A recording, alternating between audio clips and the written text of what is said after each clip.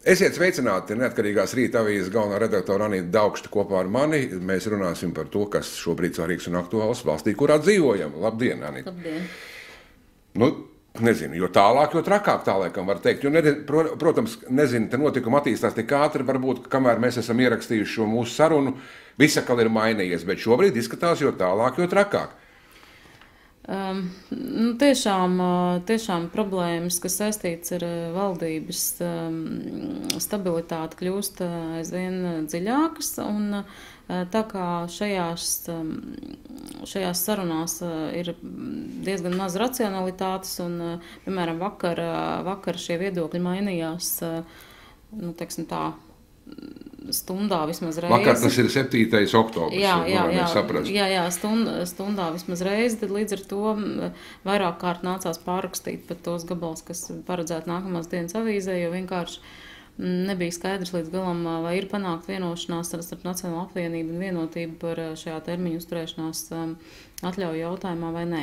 Šobrīd tas stāsts ir aptuveni tāds, ka visticamāk Nacionāla apvienība budžetu tomēr atbalstīs. Nekāda valdība nekritīs tās vienkāršās loģikas dēļ, ka nav ar ko šo valdību atstutēt, teiksim, nākotnē, ja Nacionāla apvienība aiziet.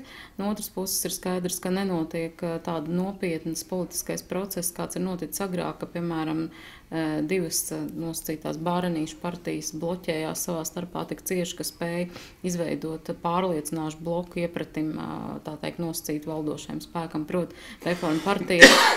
Reforma partija ar Nacionālo apvienību nebloķēsies tādā izpratnē, kā mēs agrāk esam sapratuši šos te politisko bloku veidošanu. Kas attiecās uz termiņu uzturēšanās atļaujām, šeit ir, man jāteic, tāda ļoti daudzšķautnaina problēma. Es varu pilnībā piekrist Jurģim Liepniekam, kurš mūsu portālā portālā izteica viedokli par to, ka šī tiešām nav tā problēma, kura būtu valstī pat aktuālākā un tikai cilvēki, kuri politikā nav pietiekoši pieredzējuši, spēja izvirzīt šādu te jautājumu par vienu no galvenajiem un centrālajiem politisko diskusiju objektiem. Iepratim daudz smagākām problēmām, kas prasītu nopietnāks risinājums. Tajā pašā laikā man ļoti nepatīk arī tā pretdarbība, kas pēdējā laikā ir izvērtusies šajā jautājumā, un proti, ka tiek veidotas atkal kaut kādas trešās personas, veidotas reklāmas kampaņas un tam līdzīgi, lai apkarotu, respektīvi tiek ieguldīti šausmīgi lieli līdzekļi, lai apkarotu šos Nacionālās apvienības viedokļu pret termiņu uzturēšanās atļaujām. Patiesībā tas radīs iespaidu galā, ka uzvarējusi ir nevis kaut kāda pārliecība par kaut kādiem noteiktiem principiem, bet uzvarējusi ir vai nu mazāka vai lielāka nauda attiecīgi šajā situācijā. Līdz ar to tas kopumā tādu politisku diskusiju par tiem principiem, uz kādiem būtu jābalsta valsti, mēs atkal pārnesam tajā varas naudas attiecībās. Un tas, manuprāt, nav šī gadījumā tas pareizais veids, kā šo jautājumu vispār būtu bijis jārisina, ja viņu tiešām būtu bijis jāizvirza par galveno principu šī budžeta apspriešanas sakarībā.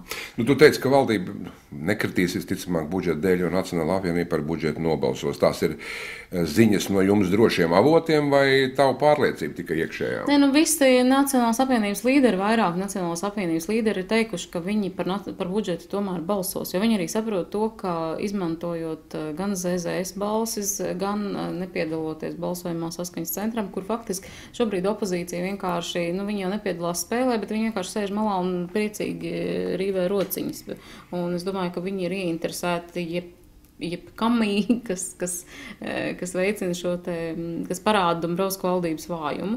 Un faktiski budžeta atbalstīšana no ZZS puses, vismaz tajā konceptuālajā variantā ir tas neko neliecina par atbalstu valdībai, tas liecina par atbalstu valdības vājumu parādīšanai. Bet kā tev šķiet, kāpēc vispār visa šī te jēzga ir sākusies? Es saprastu, nu labi, vēl tam attaisnot vai nē, tas ir cits jautājums, bet ja vēlēšanas būtu nākamēnes, tad pozīcija parādīt savu nostāju stāju, vienalga, tas būtu svarīgi. Šobrīd šis cirks, ja beigās vēl viņi tomēr tā kā nobalso un atrod kaut kādu tur, es nezinu, kompromisu, ja, nu, tad tas viss šī jēzga ir viņu uzpūšot šo problēmu par ārkārtīgu, par problēmu numur 1.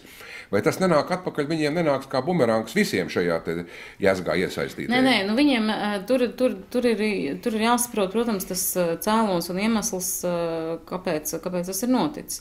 Es jau, man liekas, vairākas reizes esmu teikusi to, ka Nacionāla apvienība šajā valdībā tiešām ir nostādīta pietiekoši pazemojošā lomā. Viņi nespēja, viņiem acīm redzot arī, protams, pietrūks talanta, lai panāktu, es domāju, politisko talantu, lai panāktu savu šajā valdībā un gan lielāku pārstāvniecību, gan kaut kādas atbalstu kaut kādām savām noteiktām idejām. Bet viņi idejām. jau tagad arī kultūras ministru nenominē. Tagad Bordāns pilda divu ministru.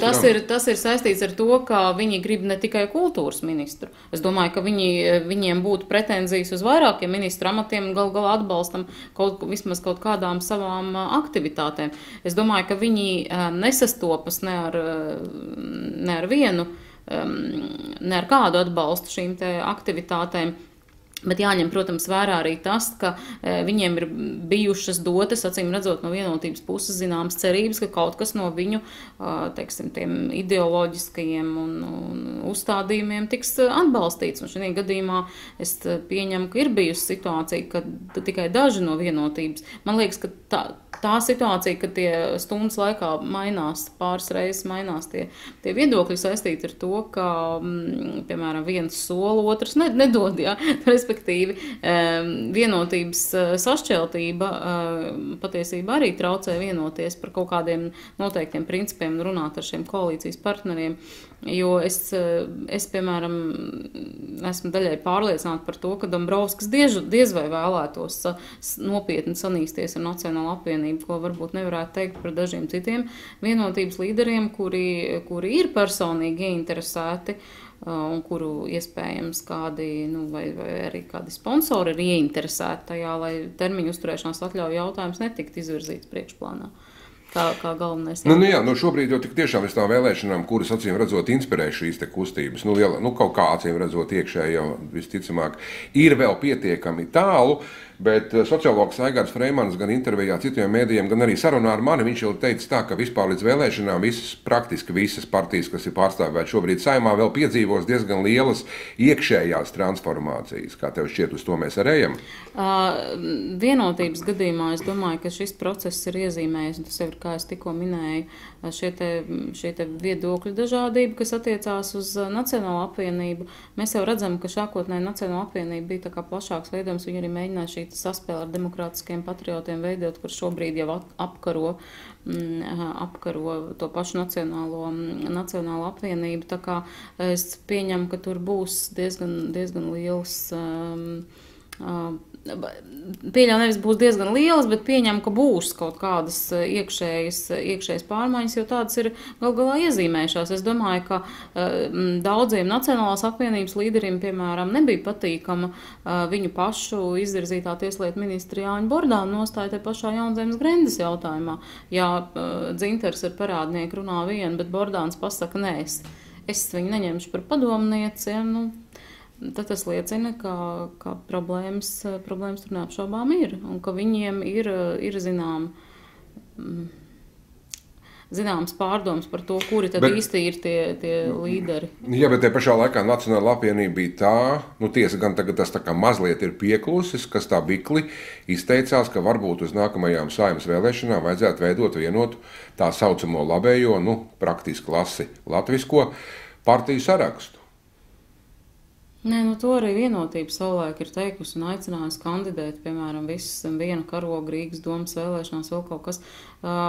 Viens ir runāt par šo tēmu, viens ir saprast, ka varbūt tas būtu kaut kas nepieciešams, bet Latvijas politikā, diemžēl, personiskās vai par laimi personiskās attiecības un, teiksim tā, iepriekšējie pāridarījumi vai vēl kaut kas tam līdzīgs ir spēlējuši daudz lielāku lomu par kaut kādiem ideoloģiskiem uzstādījumiem. Turklāt es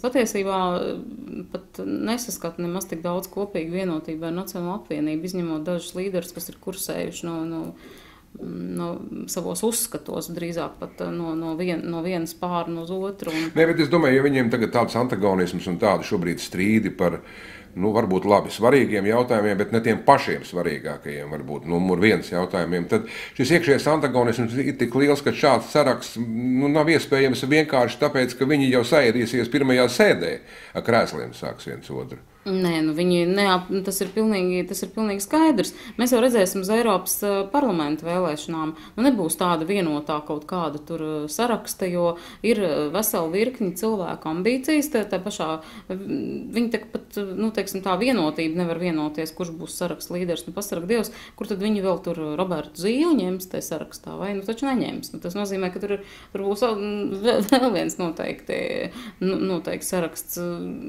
Tas ir... Es neticu, ka pēkšņi ir iestājies tāds posms Latvijas politikā, kad mēs varēsim pārvarēt šo te sindromu divu latviešu, trīs partijas. Ja? Nav iestājies šāds posms Latvijas politikā, un es domāju, jo tuvāk vēlēšanas, jo mazāk būs mūsu cerības, ka tāds posms varētu iestāties. Rezumējot, novembra sākumā līdz novembra sākumā mēs visticamāk šajās aktuālajās sarunās netiksimies, tad tava prognoze budžets nogāzīs valdību vai ne? Tad tu saki, ka tā kā laikam ne. Es domāju, ka nē.